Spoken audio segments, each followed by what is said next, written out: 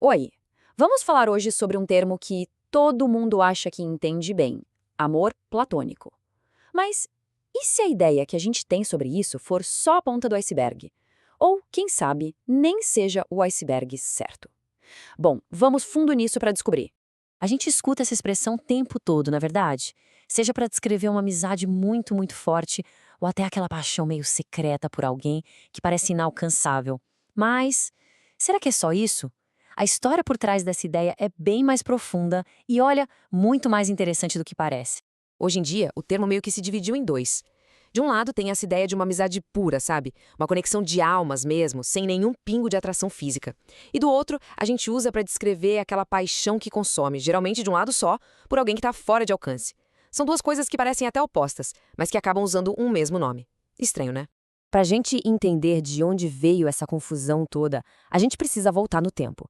Tipo, muito tempo, lá para a Grécia Antiga. E perguntar direto na fonte, o que o filósofo Platão queria dizer com isso. E olha, a resposta dele pode ser bem surpreendente. Pois é, aqui a coisa toda muda de figura. A ideia original de Platão não tinha nada a ver com amizade sem sexo, nem com um amor impossível. Era algo, na verdade, muito maior. Era uma verdadeira jornada filosófica. Essa frase aqui é a chave de tudo, é a essência do pensamento que Platão registrou.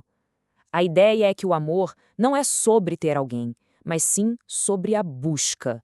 É quando a gente reconhece que falta algo dentro de nós, e aí surge um impulso em direção àquilo que a gente admira, mas ainda não tem. Coisas como a beleza, a sabedoria, o bem. Então, o ponto central é este. O amor platônico, lá na sua origem, não era um tipo de relacionamento, era um processo de elevação. Começava com a admiração por uma pessoa bonita, claro, mas a ideia era usar essa admiração como um trampolim para conseguir enxergar formas de beleza cada vez mais puras, mais abstratas. E isso nos leva para a famosa escada do amor. É um conceito que teria sido ensinado por uma sacerdotisa, a Diótima. Ela descreve essa subida em 5 degraus. Começa no físico, amando uma pessoa. Depois, evolui para apreciar a beleza em todas as pessoas.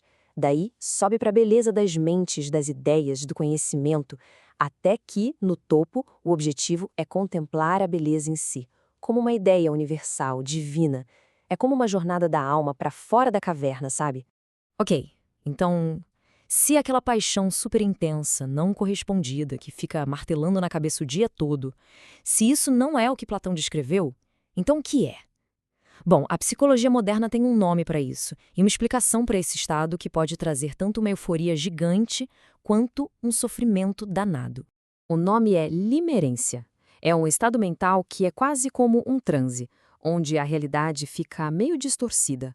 A pessoa que é o objeto desse afeto é colocada num pedestal e surge um desejo avassalador de que esses sentimentos sejam correspondidos. Não é só uma paixonite, sabe? É um estado que pode dominar completamente a vida de alguém. E como é que se reconhece esse estado? Os sinais costumam ser bem claros.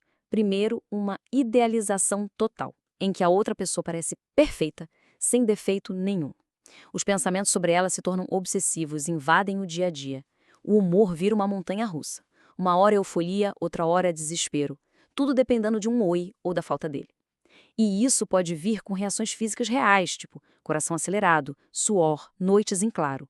Reconhecer esses sinais é o primeiríssimo passo. O problema é que ficar preso nesse ciclo de idealização pode ser bem perigoso. O que começa como uma fantasia pode acabar virando uma fonte de dor crônica, afetando muito a saúde mental e a forma como a gente enxerga os relacionamentos de verdade. A diferença é gritante.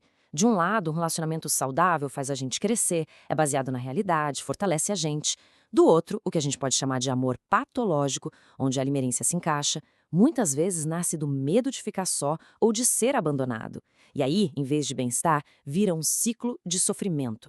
E as consequências disso podem ser bem sérias. A frustração constante vai minando a autoestima, faz a pessoa duvidar do próprio valor. Essa fantasia toda pode distorcer a visão sobre o que é o amor, criando expectativas que não são reais. E nos casos mais graves, esse sofrimento contínuo pode sim abrir a porta para quadros de ansiedade e até depressão, tornando tudo muito mais difícil. Mas, a boa notícia é que é totalmente possível quebrar esse ciclo. Existem passos práticos, coisas que funcionam de verdade para sair dessa idealização, retomar o controle das emoções e se abrir para conexões reais que sejam saudáveis. E antes de qualquer passo prático, é preciso colocar uma verdade na cabeça. O afeto de alguém não define o valor de uma pessoa. Todo mundo merece reciprocidade, presença e respeito. Quem não pode oferecer isso, simplesmente não é a pessoa certa para estar na nossa vida. Fim.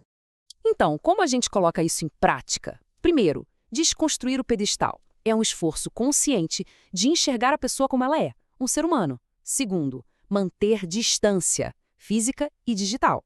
Isso ajuda a silenciar os pensamentos obsessivos. Terceiro, um choque de realidade. Avaliar com honestidade o que foi real e o que foi só fantasia. E o mais importante, redirecionar toda essa energia para si. Voltar para os hobbies, para as amizades, para um projeto. Isso reconstrói a autoconfiança e, finalmente, abre espaço para conexões de verdade aparecerem. E durante todo esse processo, é fundamental ter gentileza consigo. Aceitar o que se está sentindo, sem julgamento. Conversar com amigos de confiança ajuda a manter os pés no chão. É importante lembrar que a cura leva tempo, então, paciência. E claro, se a dor for grande demais, procurar ajuda de um profissional de psicologia não é fraqueza, é um ato de coragem e de autocuidado. No fim das contas, talvez a gente possa até resgatar a ideia original de Platão, mas aplicando a nós mesmos. Se o amor é uma escada para enxergar o que é belo, talvez a jornada mais importante não seja só subir em direção a outra pessoa, mas usar essa experiência para começar a subida em direção ao amor próprio, à sabedoria e à nossa própria beleza interior. E essa, sim, é uma reflexão poderosa para a gente fechar.